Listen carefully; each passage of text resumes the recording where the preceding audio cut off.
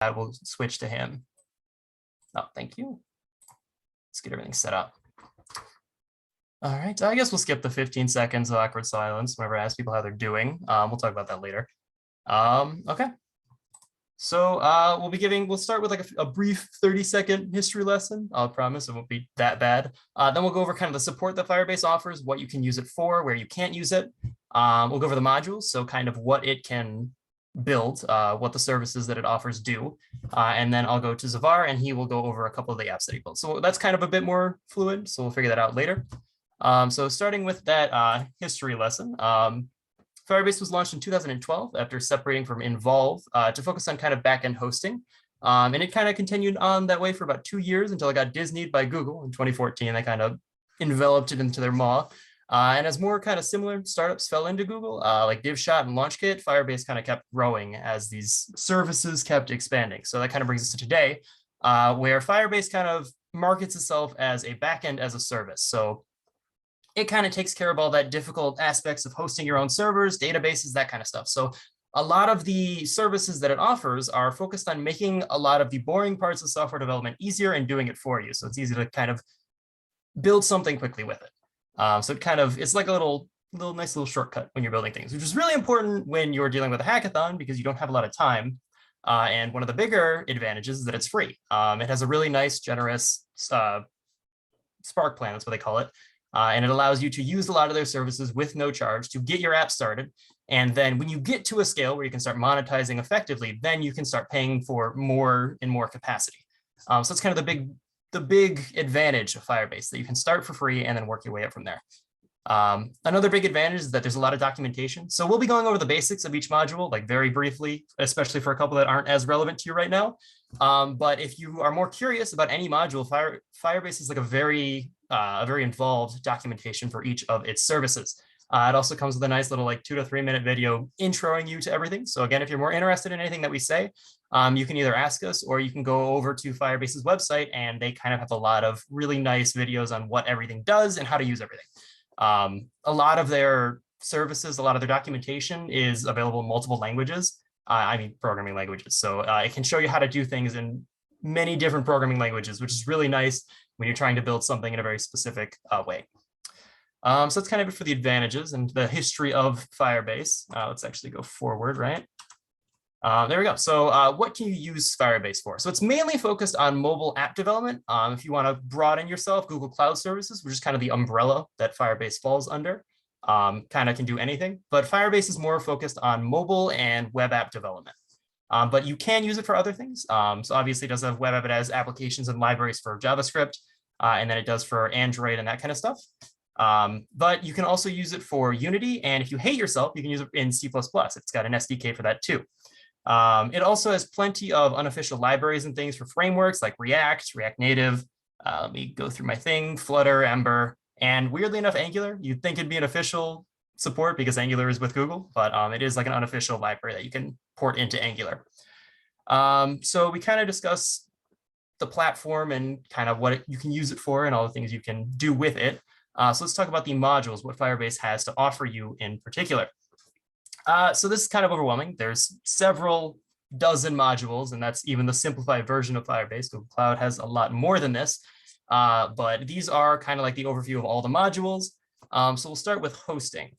So the first big thing, something that Zavar will go over later, is the Realtime database, which is a NoSQL database that kind of allows clients to connect and receive constant updates in real time. I think it was like a couple millisecond delay. So that's the big thing with Realtime database. If you need something with a live connection, if you're hosting like a game server or like a web chat application, which would be the most common use for it, Realtime database can serve your needs there. Firestore is another document-based NoSQL database, kind of like MongoDB, that's more suitable for long-term storage.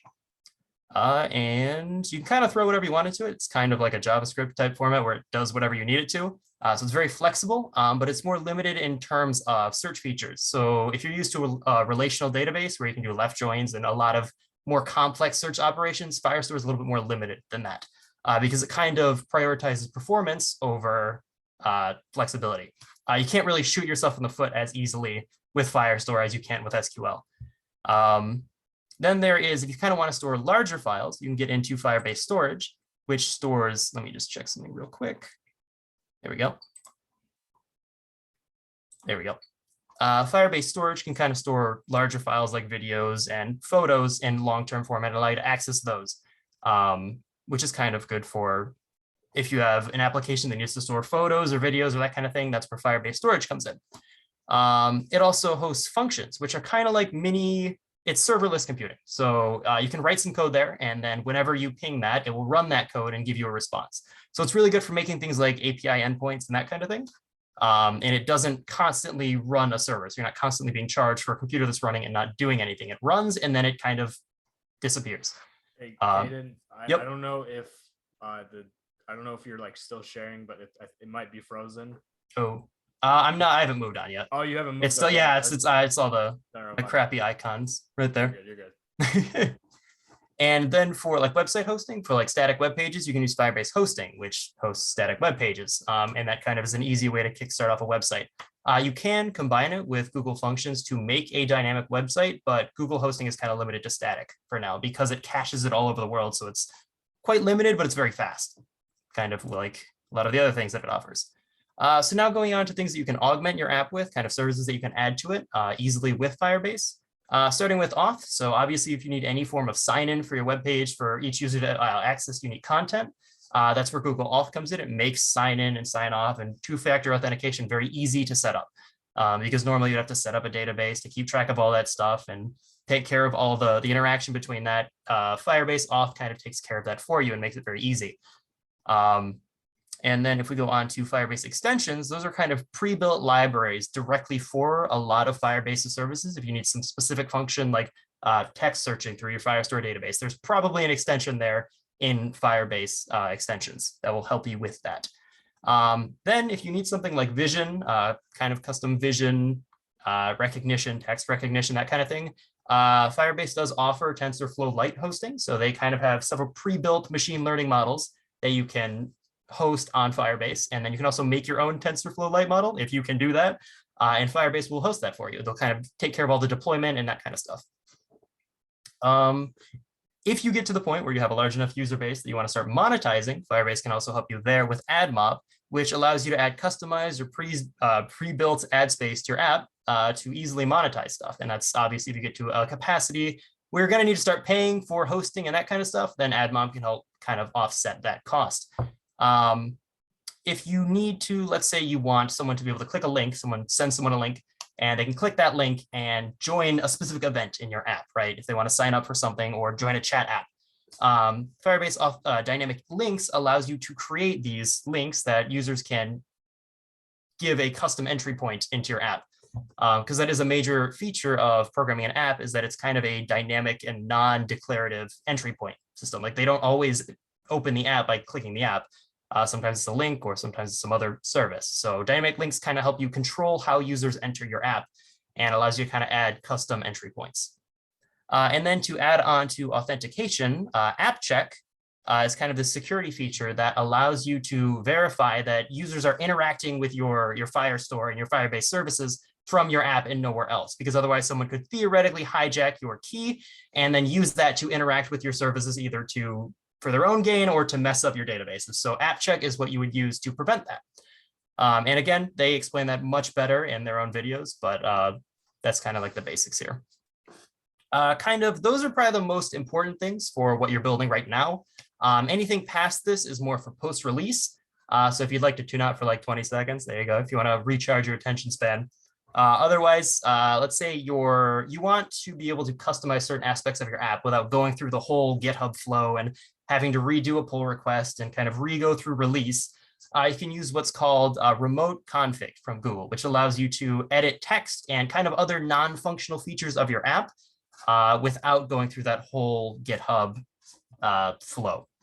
And then cloud messaging allows you to automatically notify all of your users and add content and stuff, again, without going through that GitHub flow, and kind of interact with them much more easily. And that's something that Firebase takes care of, kind of global notifications for all of your user base, which is very useful. Then we go on to analytics and diagnostics. Again, a lot of this is post-release stuff.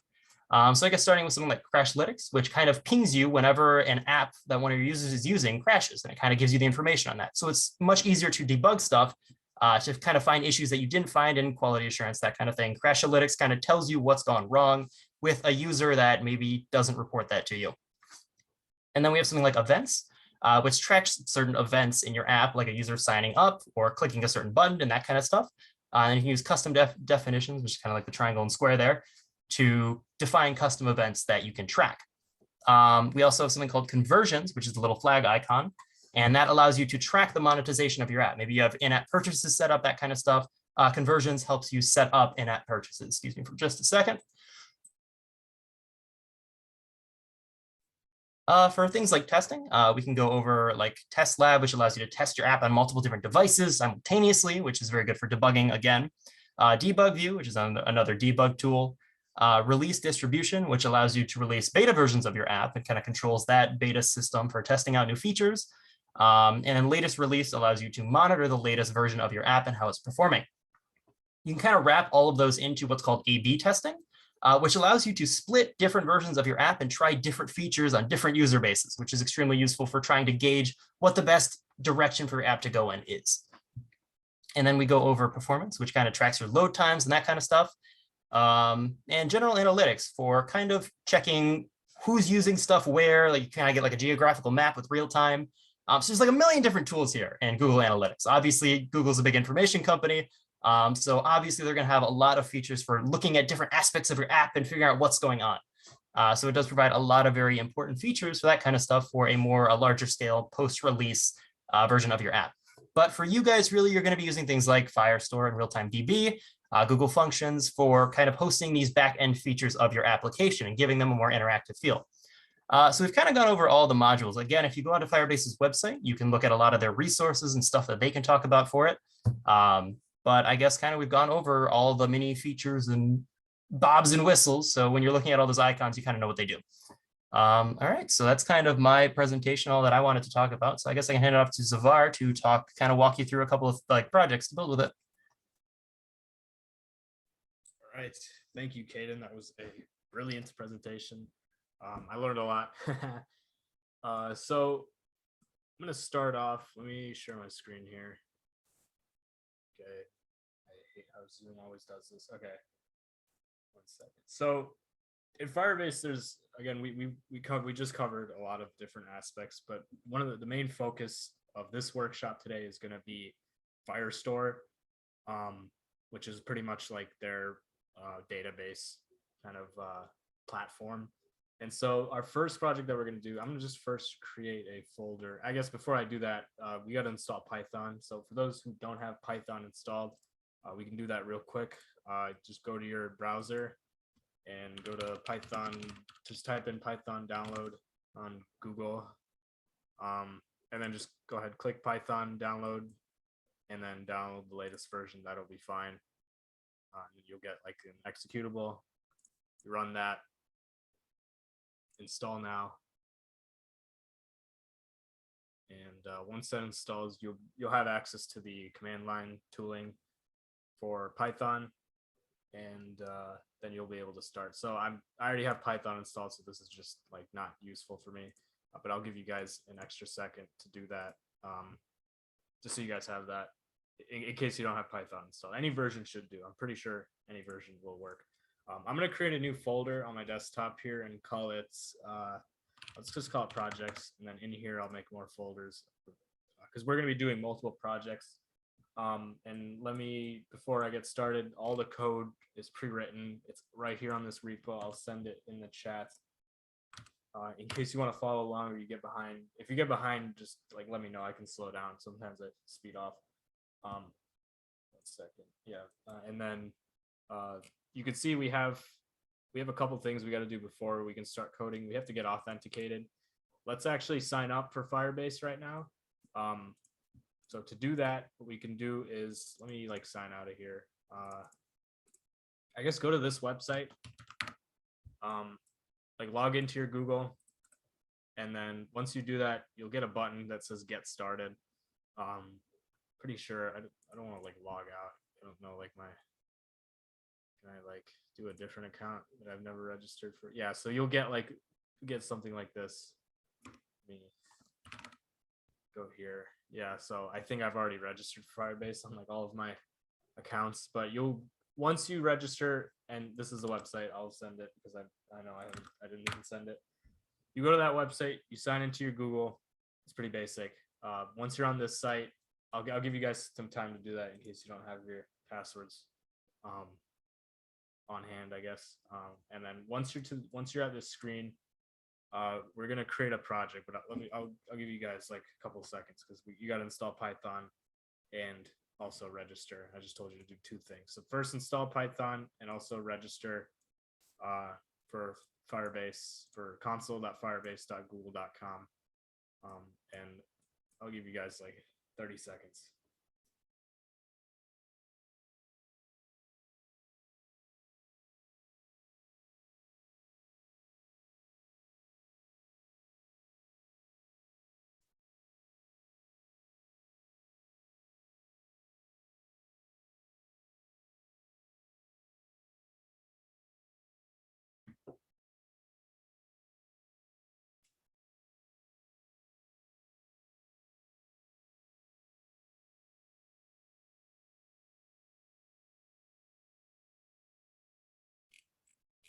You guys good? You guys getting any errors? I'm just gonna assume no response means we're all good. So I'm gonna keep moving forward. Please interrupt me if I go too fast. So let's say you're on this screen now. I'm gonna create a project here. Let's give our project a name. I'm gonna call my project. What am I gonna call this? Let's call this. What's it called? I think my power just fluctuated. I still have. Okay, sorry about that. So let's call this. What are we building? We're building Python. So our first application that we're going to build is pretty much like a messenger app through Python. It'll be in the console interface. So this isn't a web application. I guess technically it is, but it's through the console. That's like the front end. The front end will be through the console. So I'm going to call this like messages. We'll call this messages. We'll call this project messages, and it'll give me a unique name with like this little suffix there, or prefix, or yeah, suffix there. And I'm going to accept and sign my soul away to Google. I don't want to enable Google Analytics. I don't need that right now. I don't need to set that up. But yeah, I'm gonna give it a couple seconds to create my project for me. And you guys should also be doing that.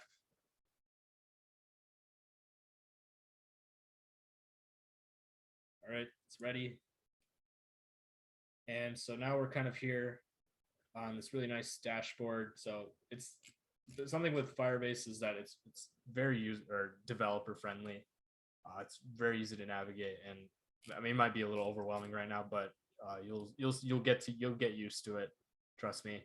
So the first thing I want to do is I'm going to move this over here. I have a guide here on the repo. This guide.pdf. We need to get we need to create a Firebase service account. So we can follow these steps, and I'll do this right now. So this is creating the project. So we're here now. We're going to click on this gear icon, click on project settings, service accounts, and then you get your JSON thing. And I'll tell you what that means. So first, I'm just going to follow those instructions. I'm going to press this and make this bigger. I'm going to press this gear icon, go to project settings, go to service accounts. And here is the Firebase admin SDK. I'm going to download, what do I download? I think it's, oh yeah, no, you got to generate a new key. Yeah, so you got to generate a key, let that download. It's going to download as a JSON file, and don't give that JSON file to anyone. It pretty much gives it like, it's pretty much like a God mode. So it's very secret. Keep it secret. Don't push it to GitHub. And we'll do the git ignore stuff in case you guys want to ever push it. I'm gonna move this file into my projects folder. And I also instead in my projects folder, I want to create a project or a folder called, let's call this Pi messages, because that's what we're gonna build. I'm just organizing, and I'm gonna move that JSON file in there. And I'm also, this has a weird name, so I'm just gonna call it auth.json, just like that.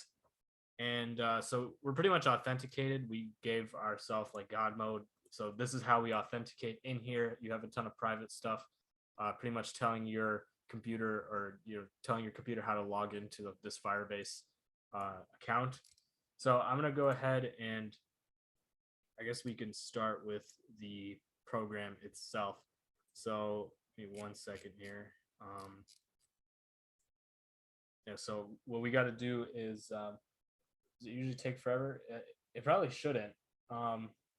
If it's stuck, like refresh it and it'll probably be fine. You know, if refreshing it fixes it.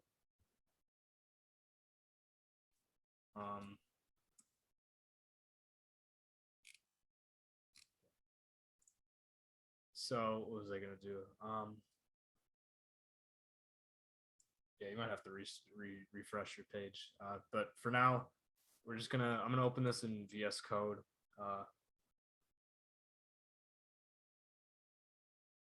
Sent me back. I know I was having troubles getting Firebase to connect to Flutter. I mean, what's your problem? Like, is it just infinitely loading?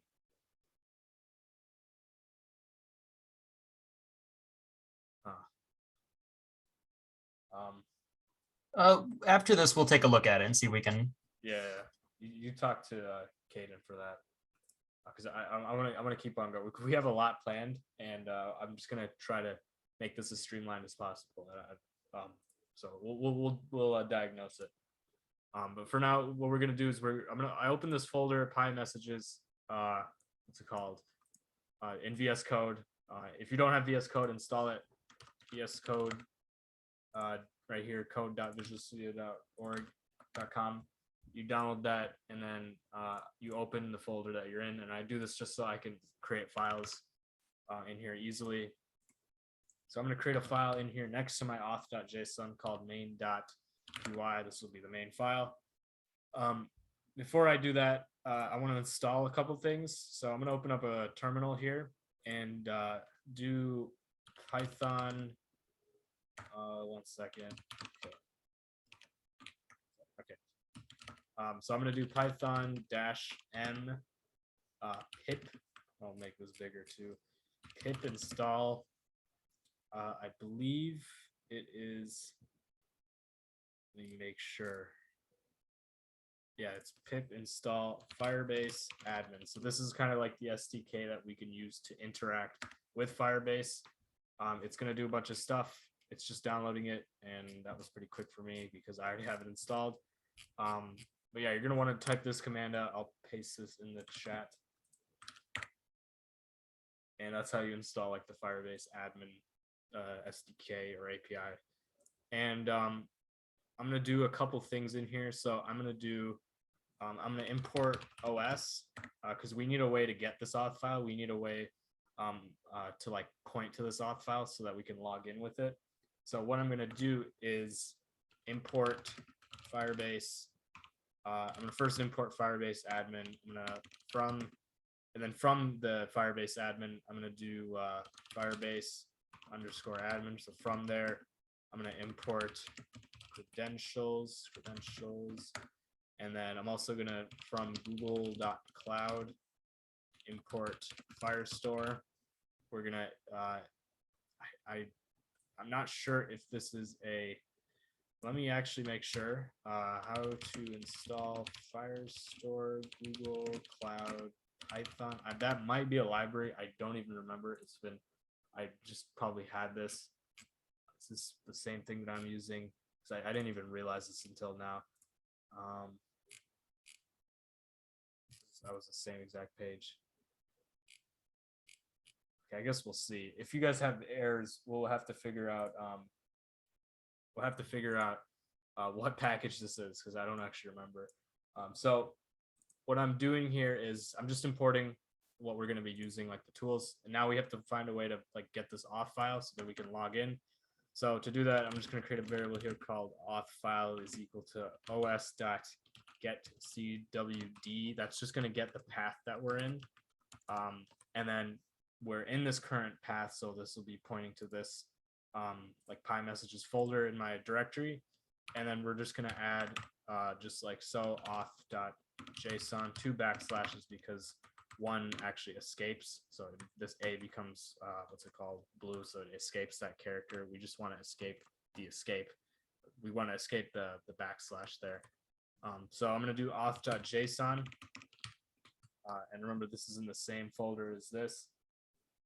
And now we have to also set one of our environmental variables for the script. So to do that, we have to do os.environ,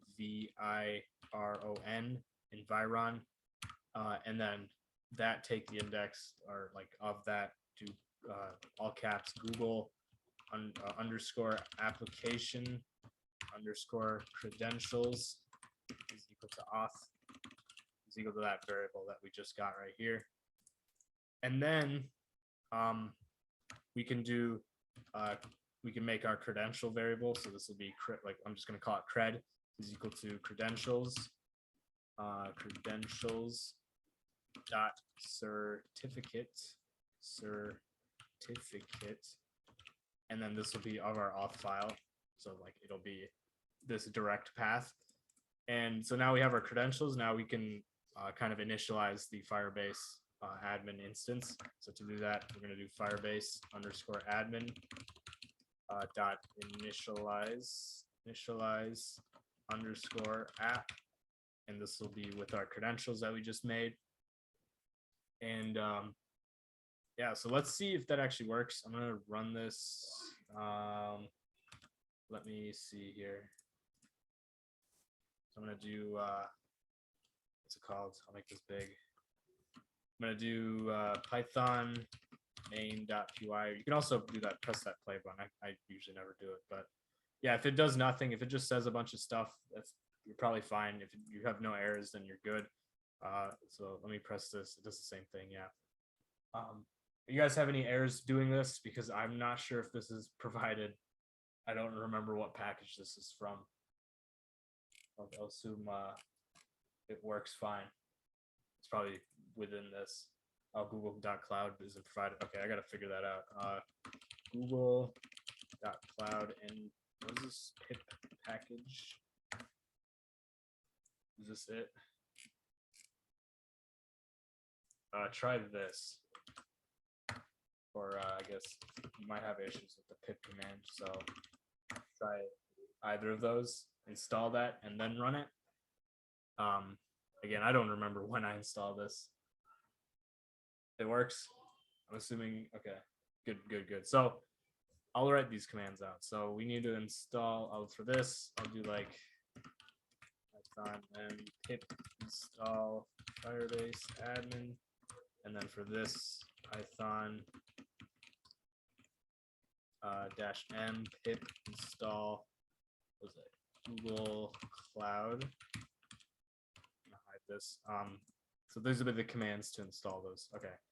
So let's set up our Firestore, like our Firestore database. So what I'm going to do here is I'm going to open this up. I'm going to go back to my panel here, and I'm going to go ahead and click, what's it called, build, and then do Firestore database. I click that, and let's create a database right here.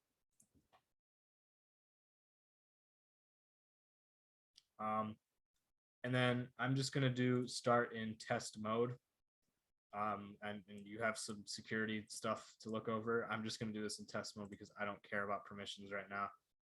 And I'm also just going to enable it wherever NAM5 is. You can also, if you're from somewhere else, you could do it somewhere closer to you and you'll get better response times, but I don't really care. I'm just going to enable it. And you should be getting your Firestore instance here. So you see, like once this, I guess, what's this, finish setup? Read and write data. We don't need to do that yet. We are going to get into that later. So I'm going to create a collection here. I'll call this messages. I know this project is called messages.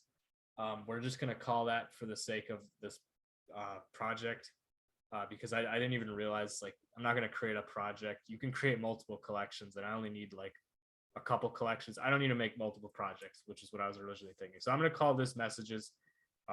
This collection messages, and I'm just going to give this an auto ID and save it. That'll just give me a blank document at first. I'm going to get rid of it because I don't want it. And so now we have a collection here called messages. Remember, this is just the this right here is just my the project name, but this is a collection. So a collection, for those not familiar with like NoSQL, it's pretty much like a collection of documents, collection of objects, and so each document has like a key value pair object, so you can add multiple attributes to each kind of document. And what we can do now is we can create our DB instance. So to do that, we're going to create a variable here called DB. I'll make this a little closer together. DB is equal to Firestore. And Firestore comes from Google Cloud. So Firestore.client, just like that. And what we can do is now we'll have access to our, what's it called? If there's no errors, yeah, there's going to be no errors there. We'll have access to our Firestore client. And so what I wanted to do with this project is kind of make an interface to communicate between people through the Python interface. So to do that, I'm going to first create a main function, def main, and this will be kind of like, I guess, the main function. And in here, or I guess we'll just, for now, we'll leave it blank. But first, I'm going to have my driver code here. This is what they call this. These are two underscore name underscore, and this pretty much just calls. I don't even need this honestly because I'm never gonna call it as a module. We just got to make sure we call main sometime in the future, like in the future in this file, in the global scope. So we're doing that right there. So in our main function, we're gonna ask. So for each document or for each message, we're gonna have a we'd have a user, and this will be a string. So let's pretend like this is someone making, and we'll give it an auto document ID because that's how it works by default. But let's say that this user field is by default, or not by default, just user can be whatever the user defines. So I'll just say my name, and then we'll have content for each message, and the content will be like hello from Firebase. I'll save that, and you'll see that once upon inspecting this document, I have my content, my user right there, and this is just one document in there. So we got to find a way to actually create messages in here. So to do that, we need to find a way first to like get this data from the users, or from the users. So to do that, let's first input. Let's ask the Python script for a username. So I'm going to do like user is equal to input. Please enter a username. Put a space there afterwards. And then while true, because this is going to be like a constant loop, we're going to do like print. Don't run this yet, by the way, it'll break. But while true, we're just going to say like once they enter their username, we're going to say like welcome. And then this will be an F string. Welcome user. Just like that. And then let's first get let's first initialize our collection. So to do that, we can initialize a collection reference. So it'll just be a variable called collection is equal to db.collection of messages. So this instance right here will be referring to this collection right here, this messages collection. And then what we want to do is let's give the users some choices to pick, like what they want to do in this application. So I'll create a choice variable here, and I'll input, let's say the first choice that they can do, and it'll be like a 1 through, 1 through 4 choices that they can do. So if they type in 1, they'll view all messages in the collection, and then I'll add a new line there. 2, they can create a message, and new line. 3, they can edit/delete a message, and then 4, backslash and 4, they can exit. And then I'll add another backslash there. And then on top of that, by default, any user input is a string, so we want to make that an integer. And so now we can parse it like so. So if the choice is equal to 4, or I guess if it is equal to 4, then we can just break. And that'll be like it'll say goodbye. I guess it doesn't need to say, because once we break in this loop, it'll or like once we break, it'll like finish this loop, and then afterwards we can just print goodbye. So yeah, once they exit the app, it'll say goodbye. So let's say so that's if they did 4. If they choose 1, I'm doing this out of order, my bad. If the choice is equal to 1, then what they're gonna do is let's print out like an indicator saying getting all messages, and then we're gonna get a reference to all the messages, right? In our Firestore collection. So that'll be messages is equal to collection dot get. So remember, collection is referring to this collection right here, and it'll get all of them by default. That's just what get does. It'll get all of them because we didn't put a filter on. And we need it. This is also an array by default and some sort of iterator. I'm not actually sure. So we need to do for message in messages.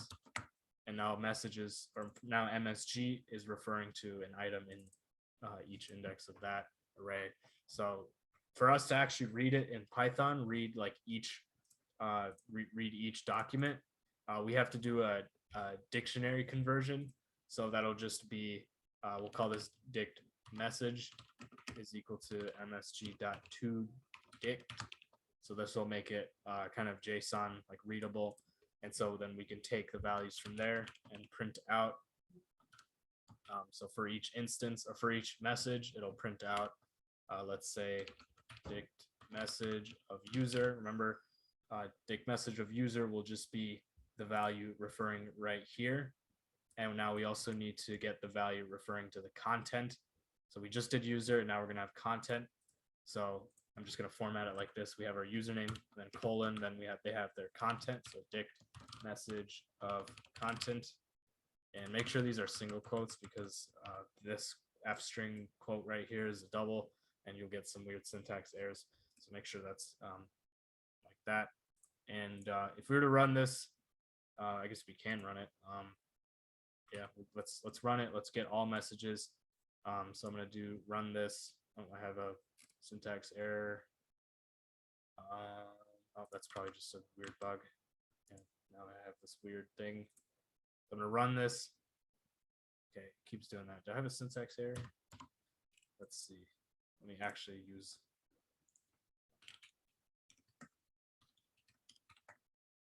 Okay, I just hate using that. So it's going to ask, please enter a username. I'm going to say Zua.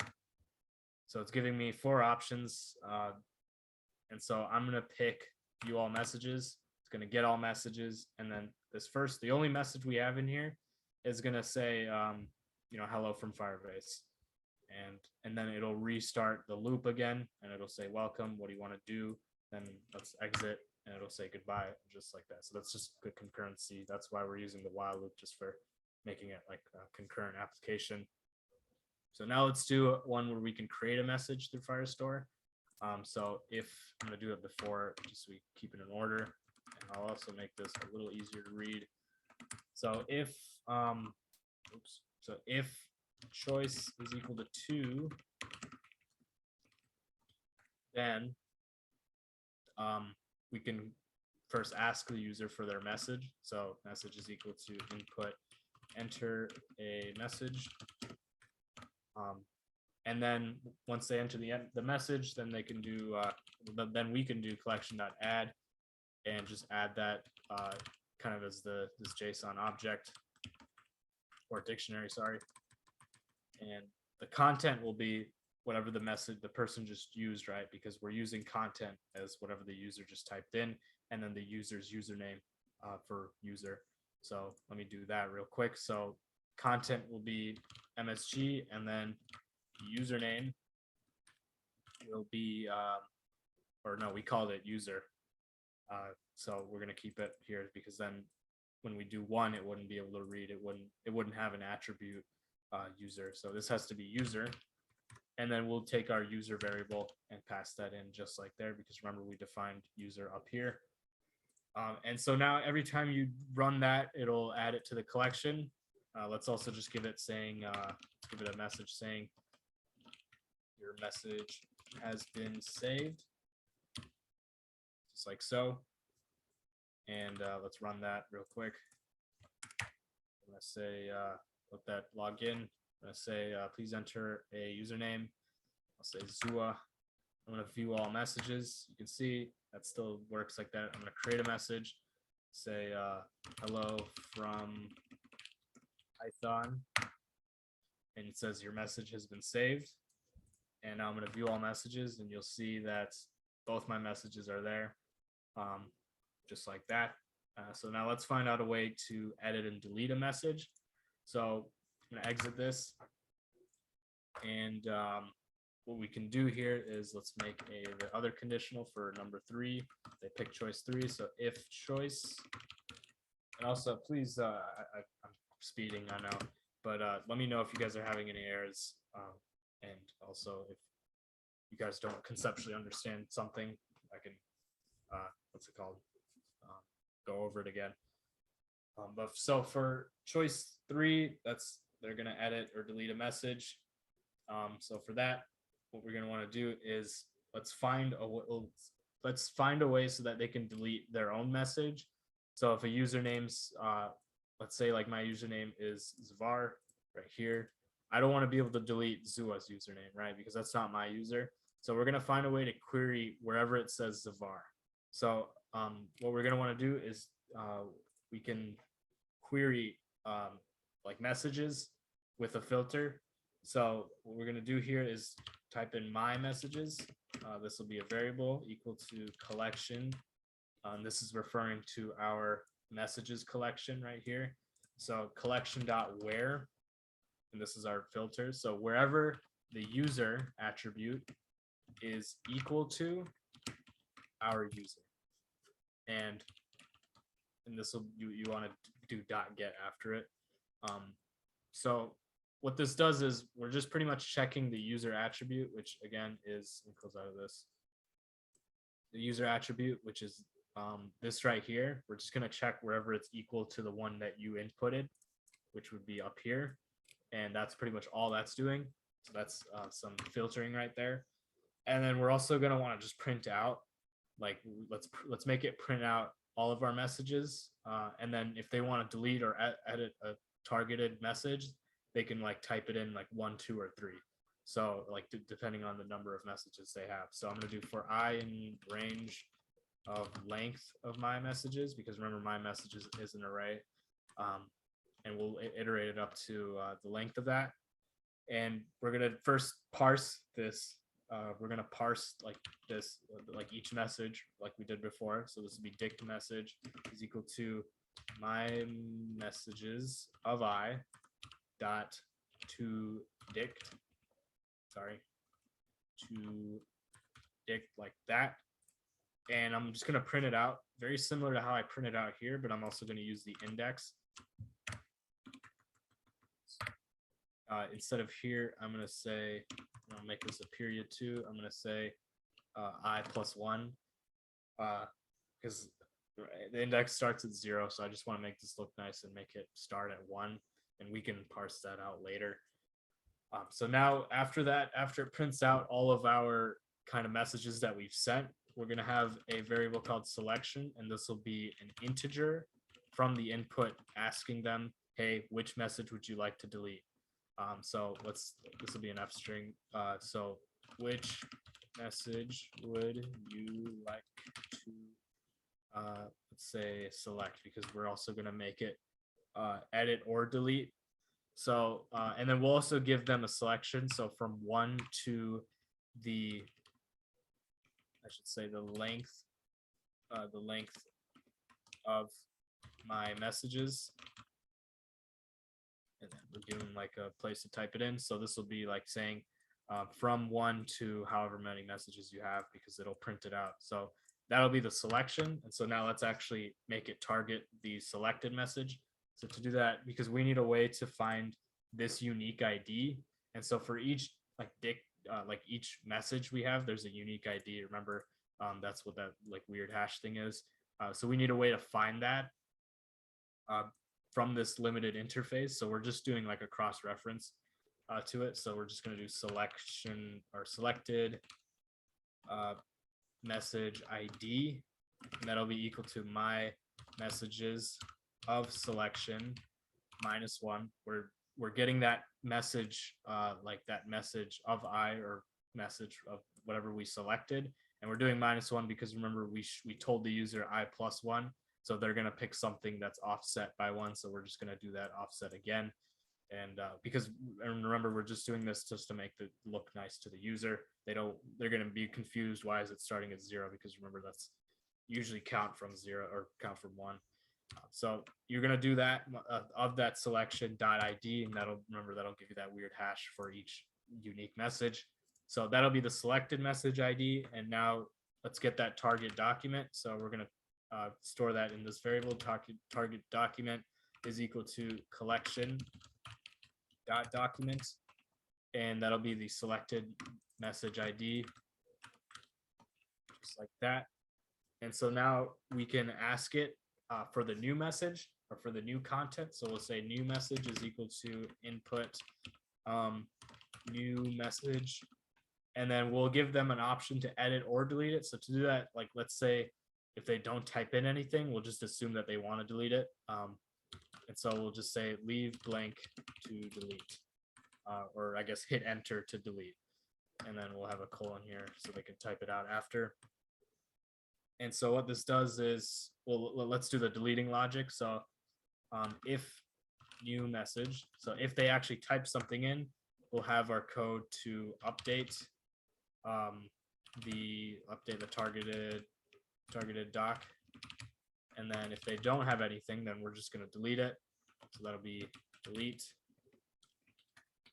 the targeted doc. And so we can do that now. So it'll just be literally target document dot delete, just like that, and then we'll print out a message saying f, this will be an f string, we'll say deleted message, and then we'll give them the ID of the message that they deleted. So that'll be this variable right here. If they did provide a new message to edit, then we can actually update our content by doing target document dot update, and then this will be a dictionary. We're just going to update the content attribute or property, and then we'll give that with our new message, and so that'll update the content of our new message, and we'll print out something saying like edited message, and we'll give them that same kind of message here. And yeah, that's pretty much it. I guess for each iteration in this while loop, what we can do is, like at the end, is we can print out like some sort of border. So I'll do this times like 40. And so what this does, it'll just print out a border each time you do an action. So let's run this. Let's see how this works. Log it in. So please enter username. I'm gonna enter my name here. Let's view all my messages. That's all the messages. Oh, that's not my messages. These are all the messages in the chat by everyone. Let's create a new message saying hello again. So it says your message has been saved. I'm gonna view all messages. You can see hello again is up here. And I'm gonna do let's edit a message, edit or delete one. So you can see right here, these are all the messages that I've made as Zavar, and you see that you don't see the one from Zua here, the hello from Python, because that's that filtering doing its job. And we're given an option to type in 1 or 2 if we want to delete either of these or edit one of these. I'll edit number 2 here, and then let's edit it to be like hello. This is edited, and it says edited message right here. I'm going to view all messages, and you'll see that this is edited, and that works. I'll delete a message. I'll delete that. I'll delete this new message, or this message that we just edited. Press enter there. It says a new message, leave blank to delete. So if I press enter, it'll be a null value, or it'll be an empty string, which evaluates to a null value, which evaluates to a false Boolean. So that this right here will this condition won't be met, and it'll just delete it by default. So I'll press enter there, and it'll say deleted message. I can view all messages, and boom, just like that, this script works. Any questions? Anything I can kind of reiterate that I could say a lot better? I know I rushed through this a little bit. Now's the time.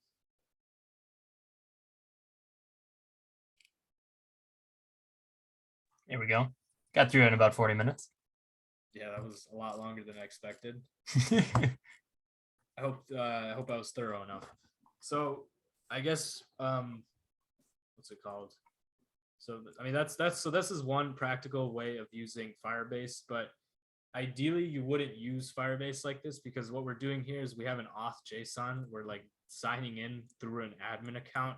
If you want people to actually use this, you're never going to give them like admin credentials. You're never going to give them an easy way to like access pretty much everything. So there's ways of kind of making or utilizing Firebase, and that could be with having users.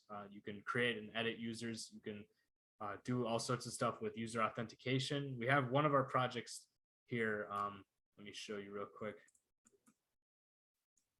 So I'm gonna make a poll. Which one would you guys rather have? Because I think either of these will take an hour.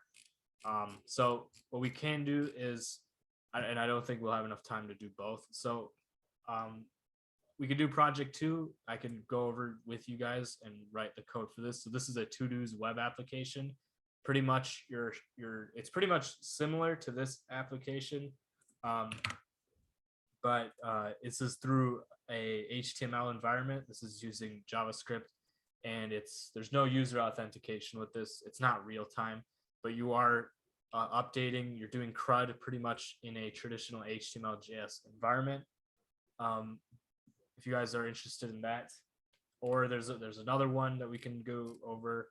This is the chat, and this is a real-time authenticated chat application. So people actually have to register with real usernames or real, what's it called? Real emails. And so you could see like the login interface here, and then this is like the main interface. I tried making it look nice. It looks terrible, but that's not the point of this. The point of this is to show off Firebase's backend. So I don't know which you guys want to do. Let me see if I could create a poll here.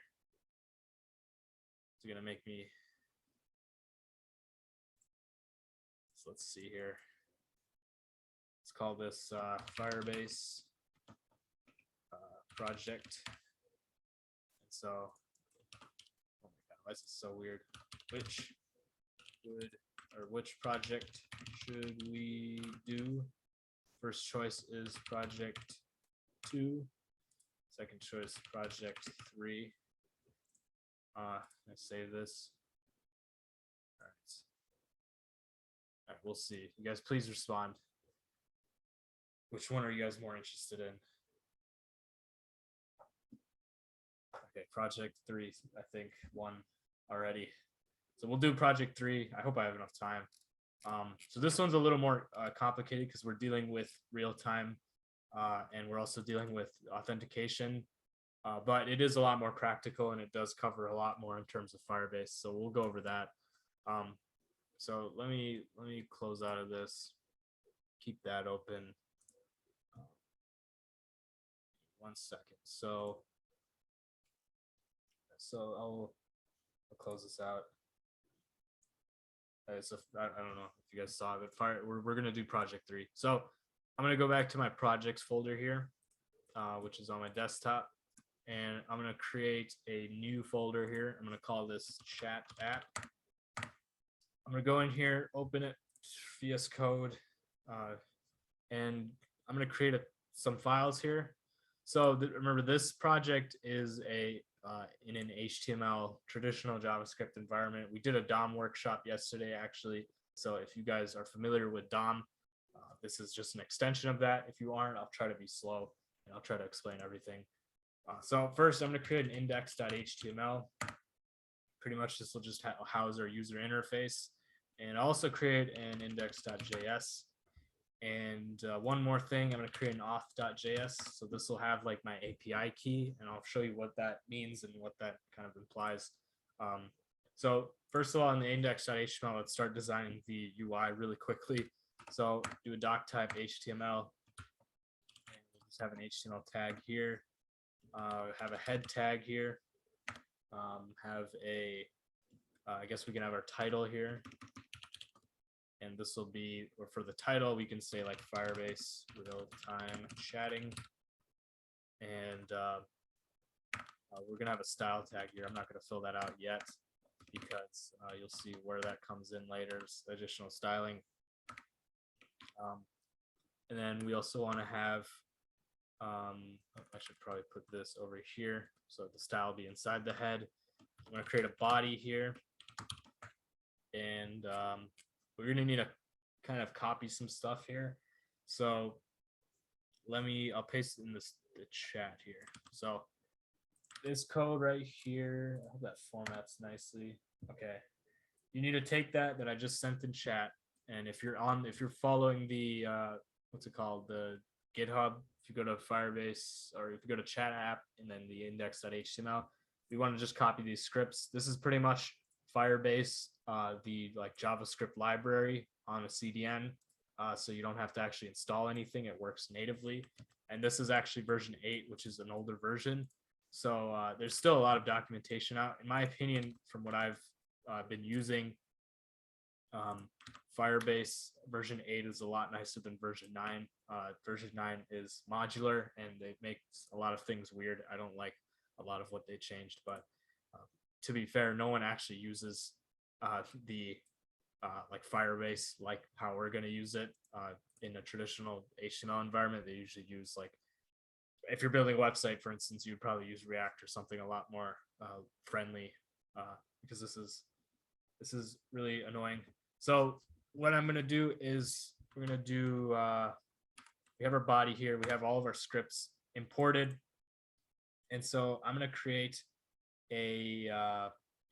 first I'm going to create a login form here. And this will have name of auth. And I'm going to create like an H1 heading here. And I'm going to type in like enter your login information. And we're going to have 2 inputs here. So this will be required as well. Yep. And then we'll have this name. So this input will be called email. Give it a placeholder of email. So like for logging in, we're going to be using one of Firebase's functions that's called, let me actually look it up here. It's called create user with email and password. That is what it's called. It's very nice. Yeah, it's good. So we just need an email and we also need a password. So name is equal to password for this. And we'll give this a placeholder of password. And I'll make the placeholder, pretty much, if you're not familiar with HTML, is just what you actually get to see in, like, I can actually open this up. So I'm not sure if Firebase works. I guess we can test it out. We'll see. So for now, I'll just open, if you want to open your HTML file, just right click, open with, and then the browser of your choice. And then I use Chrome, so it'll open up that. Just like this, you see that we have the placeholder values show up. That's what our thing is. So for now, we're just gonna build our UI. Since we're lazy, we're just gonna use like for signing up, and also I just realized I should have a confirmed password. So that's something really bad that I didn't know. But because we're lazy, we're just gonna have login and sign up in the same form. And to differentiate, I'm going to put a break here. And to differentiate, we're going to have a checkbox here that says is a sign up, pretty much. So if it's checked, then it'll be in like sign up mode. If it's not checked, it'll be in login mode, I guess. So input, this will be of type checkbox. And this will be name is sign up. So if it's like in the mode of sign up, that's just kind of what we're going to do there. And we'll also have a label here. And this will be for is sign up, which is the name of this right here. And what's it called? We're gonna do sign up. Or we're gonna ask and like sign up, so it'll like look kind of like that. So if it is checked, then we're gonna make it sign up. If it's not checked, it'll be login. So I guess I can say enter your login/sign up information, and I'm gonna have an input here for submitting, for like actually logging in. So this will be of type submit, and its value, we'll just give it a value saying submit, just like that. So this will be for submitting the form and moving forward.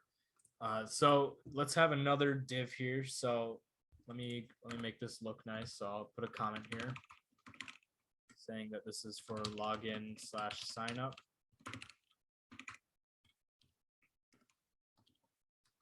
It sucks, I can't use comments. It turns it into that. So I'm also gonna have one for like the main chat area, and this will be like for sending messages and stuff. So let me format this. So we're gonna have a div here of ID chat, and we're gonna have an unordered list of ID messages. So this unordered list will have all of the messages in here, like, and it'll be in list items. Let me make that like that because it'll be empty by default. And then to actually send a message, we're gonna do we're gonna create another form here of message input, and we don't need an action. And we'll have in here in this form, we'll have an input of message input, and that will be a by text. That will be a text, and we'll also make it required. And then we'll have a button as well for submitting, and this will be message dash button, and this will have a type of submit. And I know this is kind of weird because we're using buttons instead of like a submit input. This part, like the real-time application, I actually took it from someone else. I found it on Google. I cited over here. This demonstration was sourced. So I just took a lot of the code from here, and pretty much I threw on user authentication, and I also changed some other stuff, some other fine-tuning stuff. But pretty much I did source like his form from here, and we're just gonna add from it. So let me get that over here. So that's pretty much, we'll say send in here for the content, and you'll see that everything shows up. But we got to figure out how the user authentication stuff works. So before we do that, we have to figure out like if someone's logged in. I guess I'm getting too ahead of myself. Let's first get the what's it called? Let's get our we need our auth.js here. So auth.js right here. We're going to have a variable in there called Firebase config. Let's go back to our Firebase like panel here, and we're going to do, actually do not remember exactly how we do this, so bear with me here. So we're going to do, I think we go to project settings. Oh yeah, right here. So go to project settings, press that cog here, make this bigger. Project settings, go down here. Click, it says there, like go scroll down to your apps, and then there are no projects in your app. We're going to create a web app here, and I'm going to call this chat app. I don't want to set up hosting. You can if you want. There are a lot of limitations though. So I'm going to let that create, and you'll see that it works. And you see here that I've just exposed my API key. Please don't use mine. But what we're going to do is we're going to click on use a script tag, and what we're going to do is we want to take this variable in here. I'm going to copy it and go to our auth.js and just paste that in there. And so now if we want to refer to Firebase config, what we can do is it'll just be Firebase config, like it recognizes it. And the reason it does that, you don't see any exports, you don't see any imports. It's just because it's on the same scope. We sourced it, or I guess we linked it pretty much. So that's why that variable persists. So I'm going to first go back here, and you see in this, like they tell you to import, what's it called? The Firebase app.js. But you realize this is version 9. Remember anything up for like web stuff, version 9 and above, I hate its modularity. I hate what they did with it. So we're just going to stick with version 8, which is what we actually imported in here, version 8.2.1. And it's also what that guy used that I sourced the original thing from. So everyone wins. Let me do Firebase. Firebase dot initialize app. And then we're going to throw in our Firebase config, which is, did I spell that wrong? Okay, I just had to have it open. But Firebase is a variable from one of these files. I don't know which one, but it'll be probably Firebase app. If you were to open this up, you'll see a ton of stuff. If I control F Firebase, there's the Firebase variable. It's just kind of minified. It's like, this is just a library. It's fine. You don't need to know, but this is what this library is pretty much. So Firebase is defined. So I'm going to do Firebase.initialize app. So now it's pretty much initialized with our API key. I'm going to do const auth is equal to, I'll call this initialize Firebase auth. And I'll do const auth is equal to Firebase.auth. And this isn't going to work right now because we haven't enabled Firebase authentication. So let's go back over here and make this smaller, continue to console. So I'm going to go over down here and do authentication, click on authentication, and then I'm going to click get started. And so for this example, you can actually use a lot of OAuth providers or like other providers. I'm just going to do email and password because this isn't it's probably the most simple way of doing it. So I'm going to do enable that, click save, and now I can pretty much use Firebase auth for email and password. And you'll see soon why like Firebase makes a lot of the does a lot of error handling for you, so you don't need to do some of the tedious stuff like form validation. It'll do that for you. So we initialize the auth object, but now let's initialize the database. So I'm going to do const db is equal to firebase.database. And I'm also going to get a reference to our auth form. So const auth form is equal to document.forms.auth. And remember, that is just referring to this auth form, like this form itself. So it's not foreign. And yeah, so now what I'm going to do is I'm going to wait to see if I guess I can start off with let's make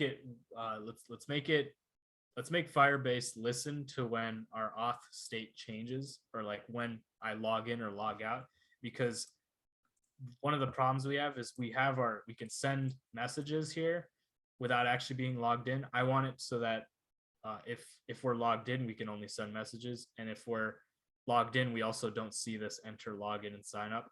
So if we're logged in, so this is what I want to do. If we're logged in, we're gonna make all this like hidden and only show this.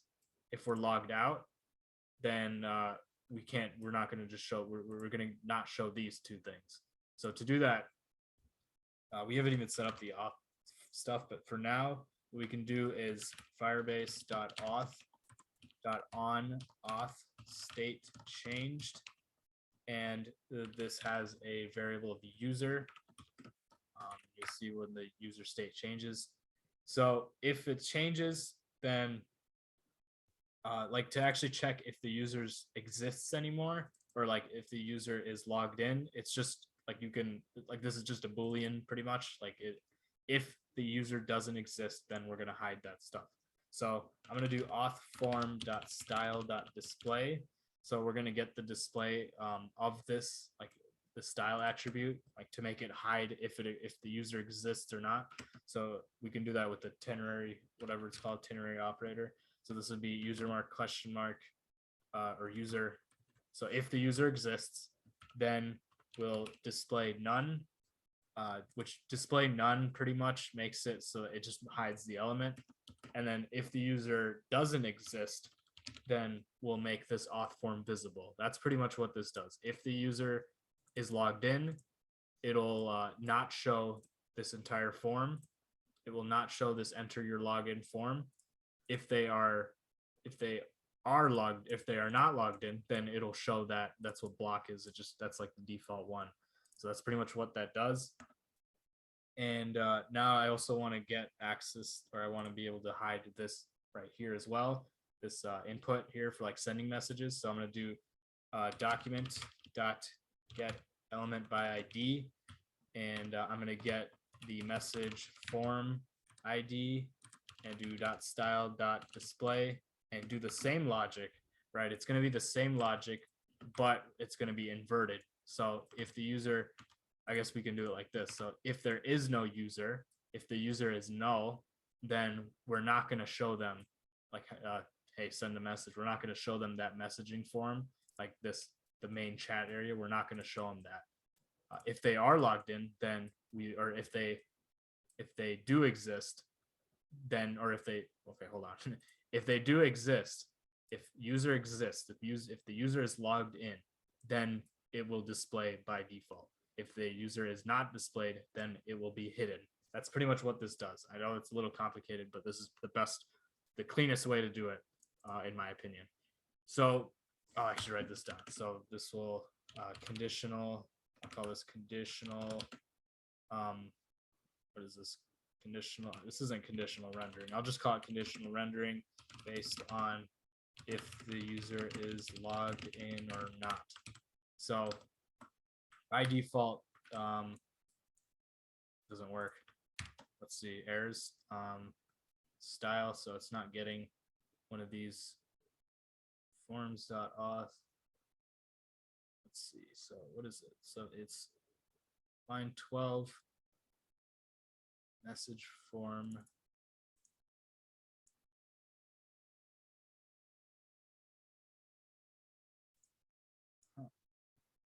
Hold on. I think I copied something wrong. Oh yeah. What is that form? Oh, I messed this up completely. Oh, okay, hold on. So this is message form. Yeah, and then this is message input. So what was I doing? Okay, I just didn't have this set up, so it should work now. So I just copied that wrong, but we want to hide this message form from showing if they are logged in or if they aren't logged in. And you could see that it goes away because we are not logged in. This user variable doesn't exist. This will also fire, I think, once, just when your content loads in, and so it knows that the user is not logged in. So now let's find a way to actually log in the user. So we're going to listen for when this form right here is submitted. So we're going to do that. We can do that by auth form dot add event listener, and we'll listen for the event of submitting. And then this has a function of E, and E stands for error, or not error, event. So by default, we want to do e.prevent default, just like that. And what e.prevent default does is, what's it called? It prevents the form from refreshing, but because by default, when you submit a form, it'll refresh your entire page and all your data goes away. This just prevents that from happening, prevents the default behavior. That's what that does. So let's actually get both of our values, the email and the password. So to do that, we do const email is equal to email form, or sorry, auth form dot email dot value. And we actually covered this yesterday, form stuff, getting, what's it called? Getting stuff from forms. What that is we're just getting the form here, dot email, and then form dot password. That's how this works. So I can do that with my password as well. So I'll do that password. And did I make this?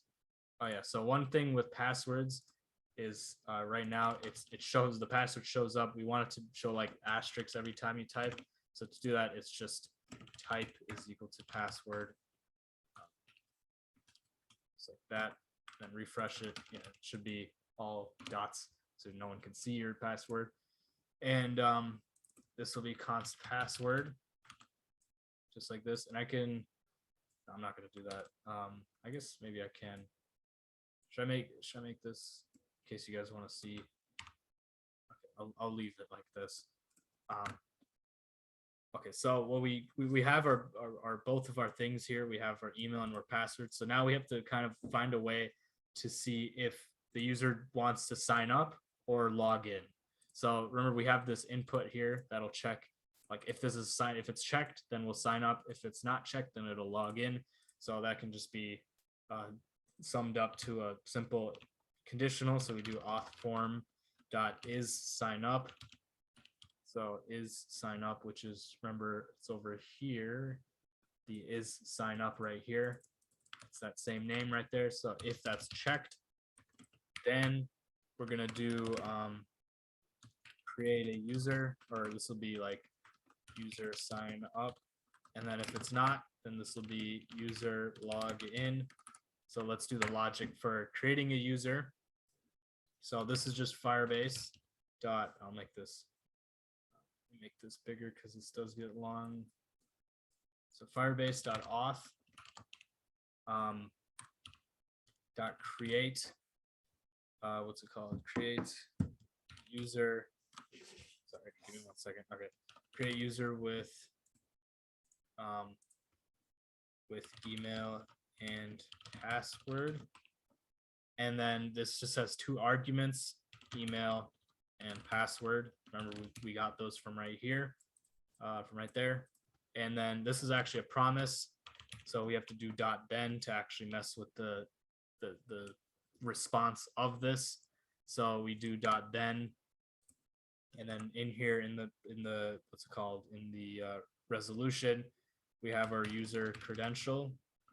I'll just call it user creds, and we can do an arrow function here that like, so if no exception is thrown, then it's all good.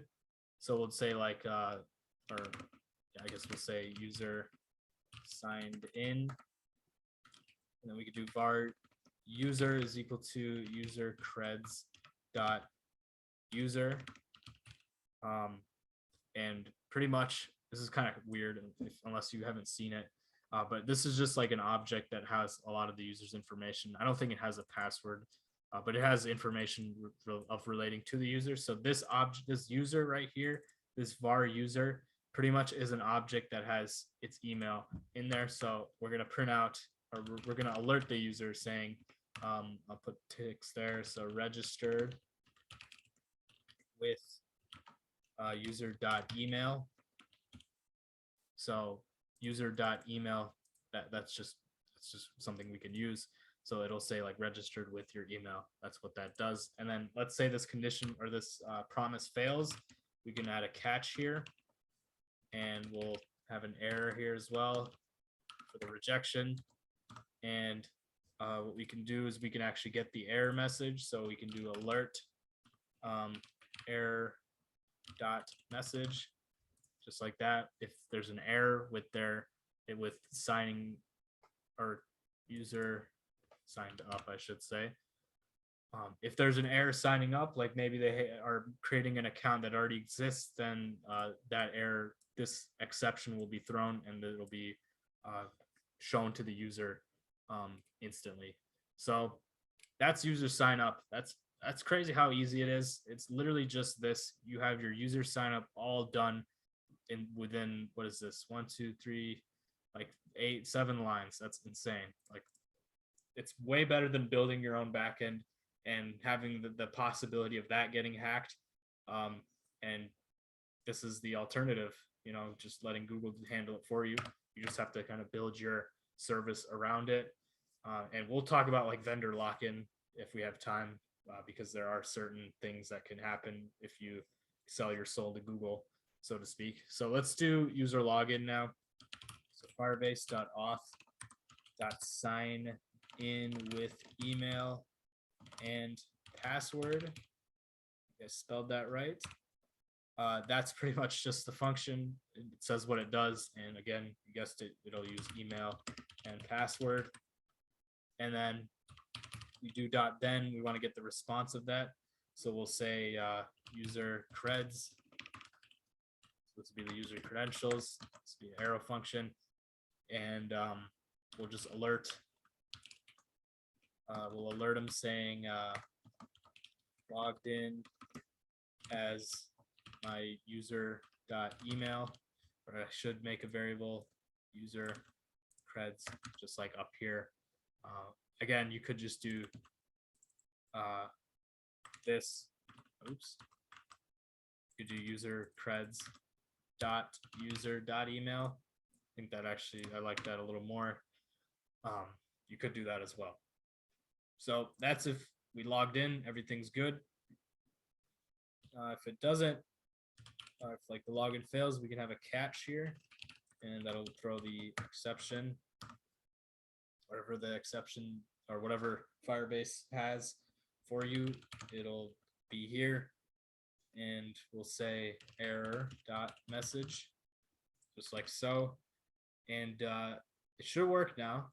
Well, not the sending messages, but user auth should work now. Let's see if it works. Yeah, let's try this out.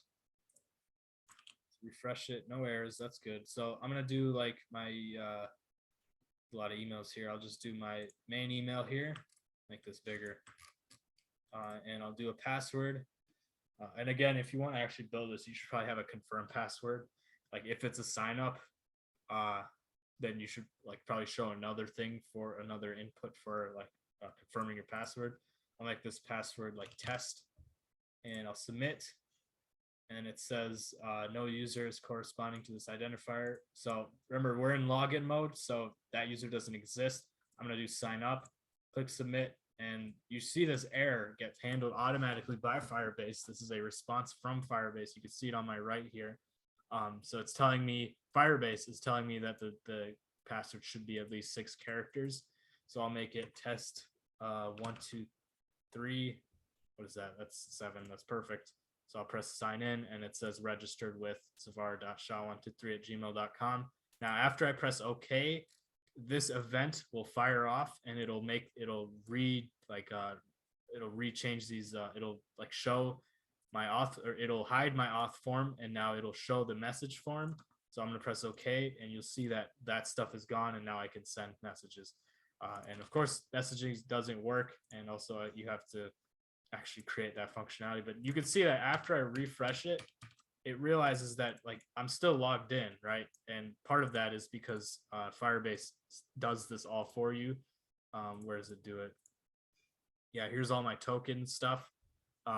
It's logged in automatically for me, so that persists.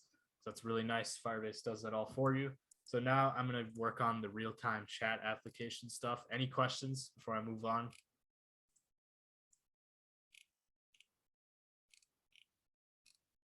Okay. So let's now work with sending messages, real-time messages, that is. So let's first make a listener for this button right here.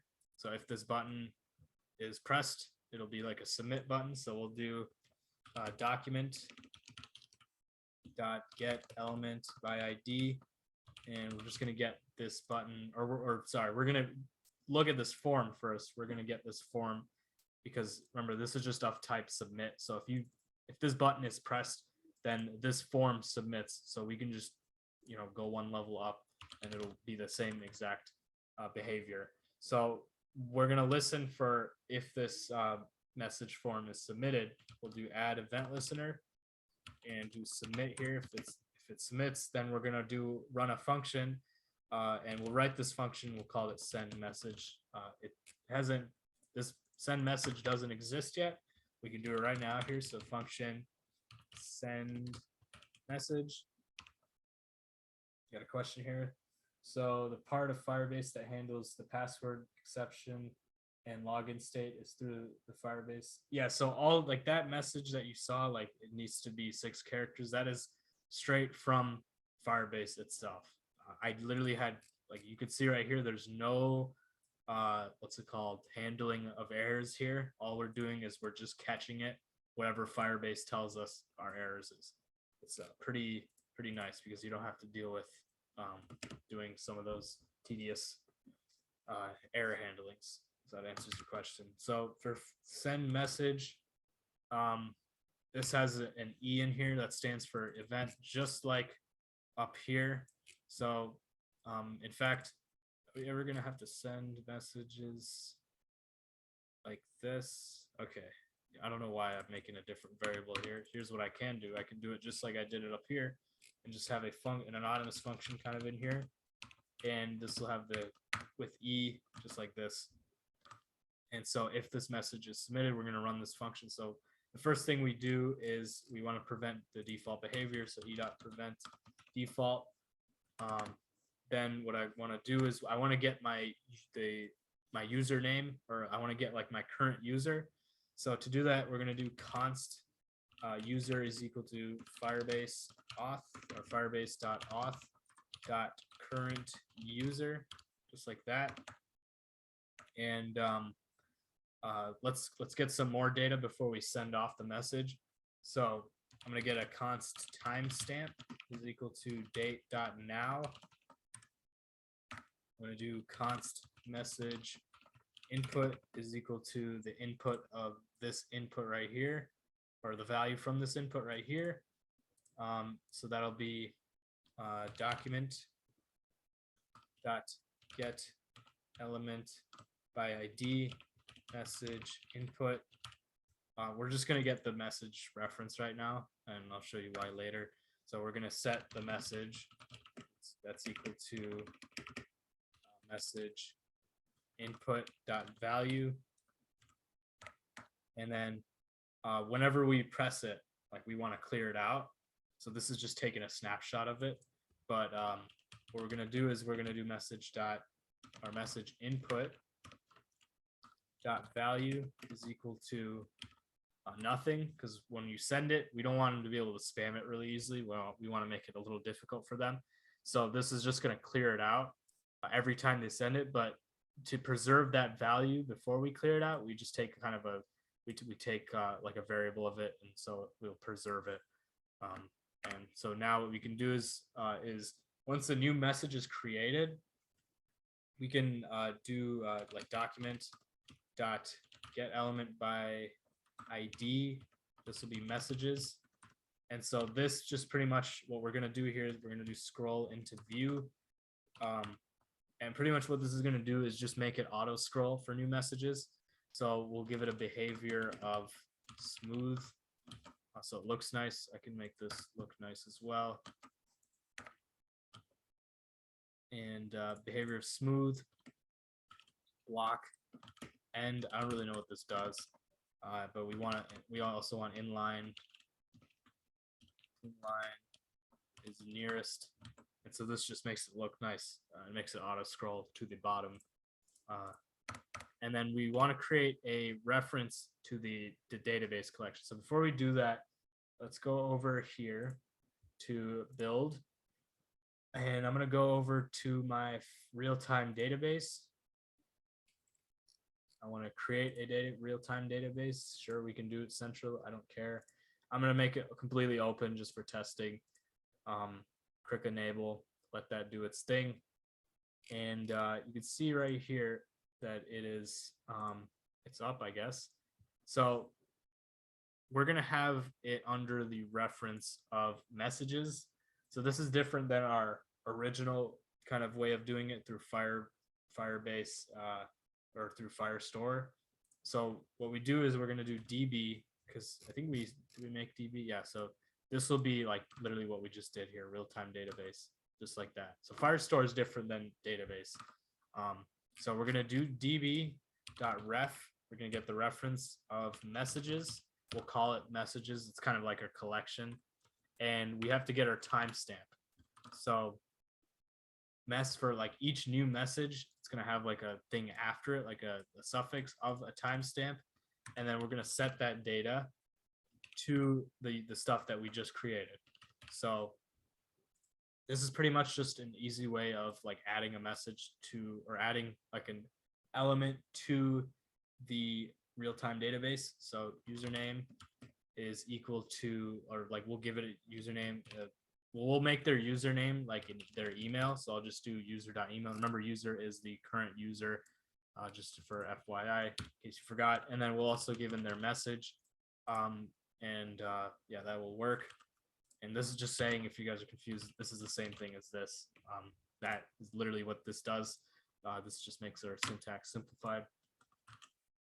So that pretty much makes it, when we send it, it'll like what's it called? It'll set the current timestamp of that message, and it'll make sense once we actually put it together. So now what we're going to want to do is display the message, and we want to display the message and also listen for new messages. So this is that real time, what's it called? We'll use real time, like the database real time. And to do that, we use listeners, and we'll listen for an event called child added, given the database reference. So let's do that right now. Let's get the database reference. So this will be called fetch chat. That's equal to the database of ref of all messages. So messages slash, just like that. And what we do here is we can do fetch chat dot on. So on child added. So whenever a new child is added, like a new, let's think of it like a new entry is added, we're going to run a function here. And this function will have a snapshot. It'll be passed on, spelled that wrong, snapshot. Every time like our this event fires off, we'll be given a snapshot of our current data in the Firestore, or in the real-time database. So let's just first make it so that if the user, like const user is equal to const user is equal to Firebase .auth. We've done this before. Current user. I don't even know if you're supposed to redefine that. I'm just thinking of the function scopes, because there's like one here. I don't know. We're just gonna get our user again, and if there is a user, then we can do what we want. We can re-render our messages. So let's get our messages. So let's get a snapshot of our messages. So that'll be snapshot dot val, and this will have all of our messages. And to actually, what's it called? To actually, like, for each of those, we're gonna have what's it called? We're gonna let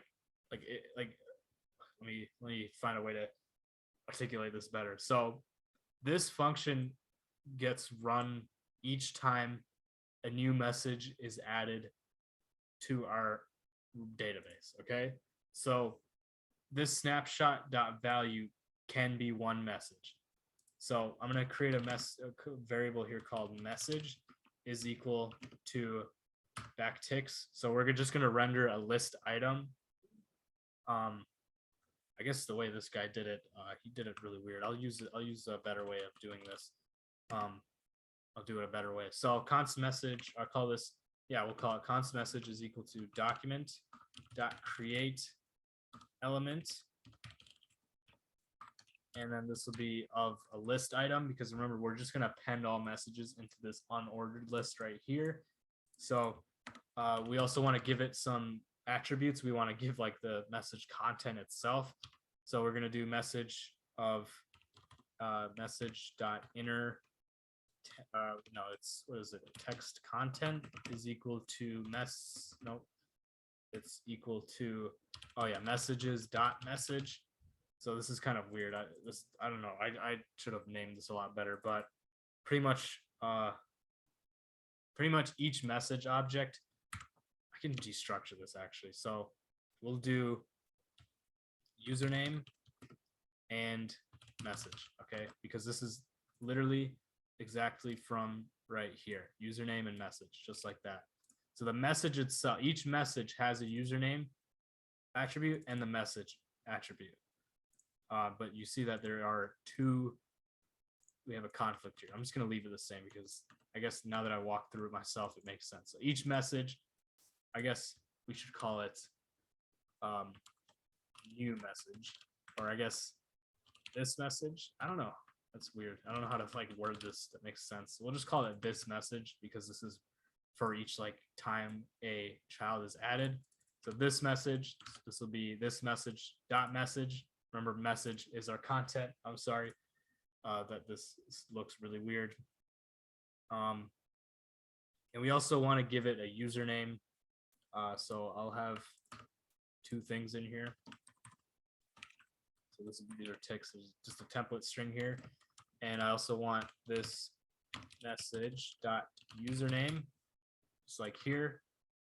And so now that each list item has like this inside of each inside of the list item, and then we want to append that. We want to do document dot get element by ID. That'll be of messages dot append child, and we're gonna append the thing that we just created, which is message. And let's also give it some styling here, some conditional styling, to make it like if we look at the preview here, we see that like we want to make it so that it differentiates between what's it called, differentiates between if it's us or if it's them. So we can do that with conditional logic, or conditional styling, I should say. So to do that, we do message dot I guess we can do message dot class name is equal to if the user dot email is equal to message, or this message dot what do we call it, username. I should have just kept it email. I don't know why I did that. What's up? Okay, that's probably just a mishap there. Okay. Yeah, so I don't know why I call this username, but sorry about that. So if our email, if the user's current email, remember user.email is pretty much their username. That's what we're doing up here. So if that's equal to it, we're going to give it some, we're going to make it the class name of sent. And then if it's not, will be like the class name of receive. I spelled that wrong. And then we'll define those classes up here with our conditional styling. So let me go back here. I don't remember what I wrote. So dot sent. That's a class, by the way. So if you're familiar with like the other DOM stuff, hash, like ID, whatever, that's for classes, or that's for IDs. Dot is for classes. So dot sent, we're going to give it the styling attribute of text align right, just like we did in that preview. And then we'll give it a border of 1 pixel solid green. And then for receiving, oops, I did not mean to go back up there. So for receiving, we'll do what's it called, text align left, and we'll give it a border of 1 pixel solid purple. So we can just distinguish between we can easily distinguish between elements, just like that.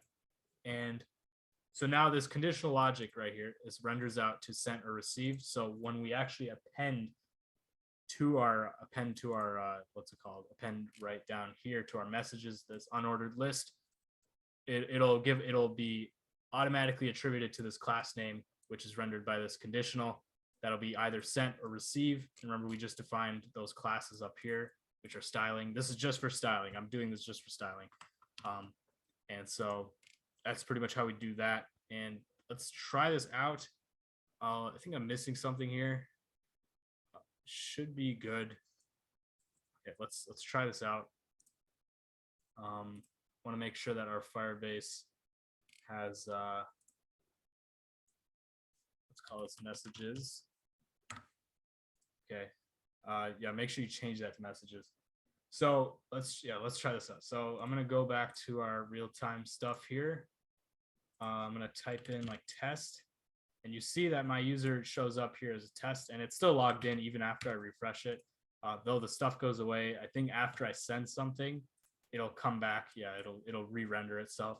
But that's pretty much how this works. I'm gonna go into incognito here, and I'll zoom this in just so you guys can see better. And I'm gonna go to the same site here, and I'm gonna log in with a different email. I'll use my other email, and I'll call this. I'll give this a password, something's dumb, and I'm gonna sign up, just like that.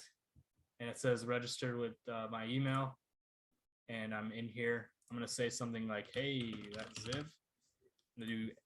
Oh, that's not good. Also, it re-renders it. Oh, hold on. I think I know what I did wrong here. So, oh wait, no, I know what I did wrong. Okay, so, okay. I think that's why. Okay, let me reach it. Let me make this something I actually know will work. But that is weird behavior. But you'll see that. What did the other guy? The other guy didn't show up. Is there error? Okay, that's weird. I have no idea. Let's fix this here. So I'm gonna just do the default. What's it called? The default behavior here. Or let's actually look at Firebase. We can see that our messages show up. That's great. Fortunately, why is there so many? Let's see. Gotta love debugging. Trying to think here. So let me do this. Let me try this way. So const message is I'm gonna just copy all this, go down here, paste that in there, and then I'm gonna do the same thing in here, but I'm just gonna have I'm just gonna like manually render it out, which is not good. You should not do this. And then this would be like a \li here. We got it. And then at the end, I'm just gonna plus.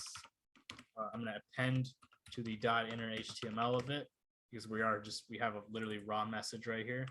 So I'm gonna put that in there.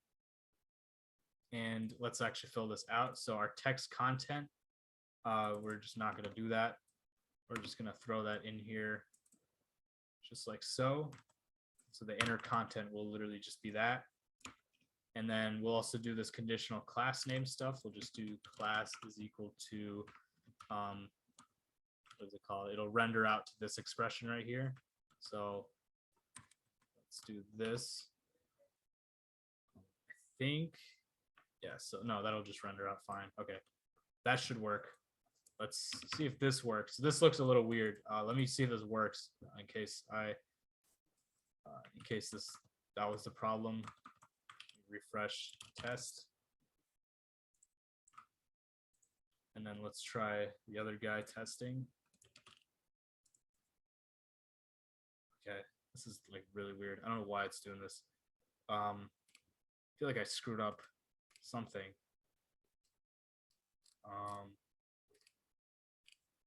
Why is it like showing up like that? Well, I mean, you can see it works. Like, let me try like next message.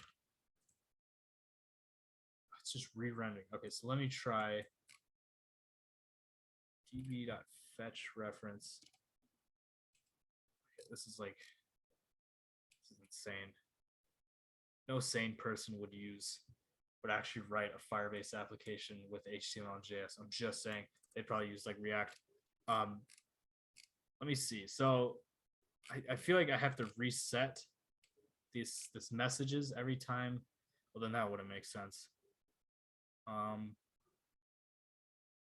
don't know why it's doing that. It's because it's big. So it's re-rendering. Okay, I think I see the problem. So every time I submit it, let's clear it out. Let's get our, what is it? What is this? We're getting our, it's this right here. So I'm going to take this and I'm just going to reset it. I'm going to set that equal to our .inner HTML equal to nothing. Let's see if that works.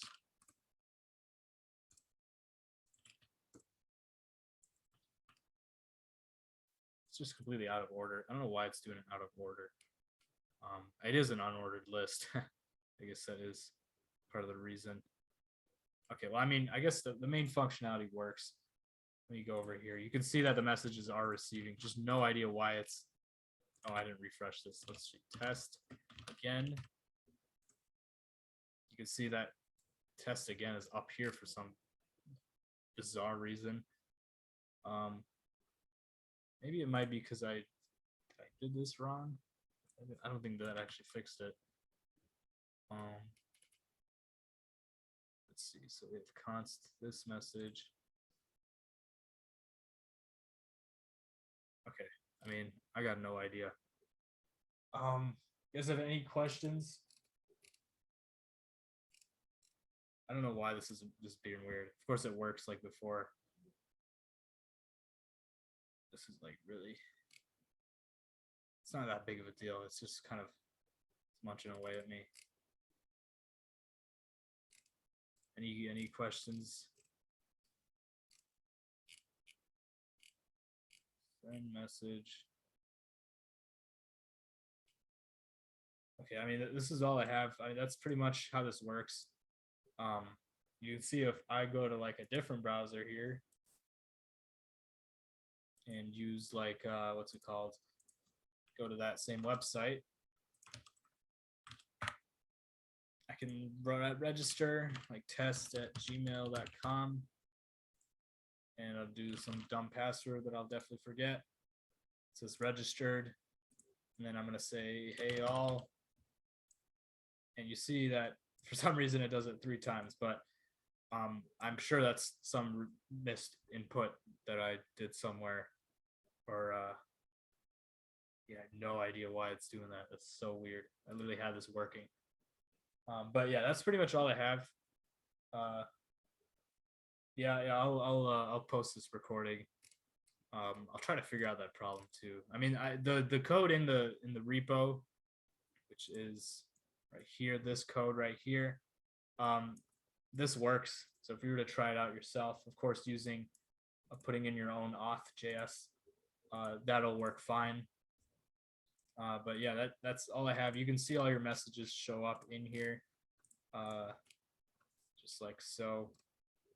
Oh, that's weird. So there's 2 messages. No, okay, never mind. I'm tripping. So yeah, that's all I have. Thank you guys. That's how real-time database stuff works. You can see that the response time is like super fast too. Like it's pretty much instant. Don't know this weird. This is just a weird like JavaScript DOM thing that I just cannot figure out right now. But thank you guys for attending. That's all I have. If you guys have any other questions, I could stick around for a bit. Appreciate you guys powering through. This stuff is hard. Yeah, I guess, yeah, I'll stick around. You guys can go. Thank you. Nice. Okay, were you still having problems with Flutter in Firebase? I don't know if he was. Yeah, did you ever fix that? I think he got it working for the stuff that we were doing, but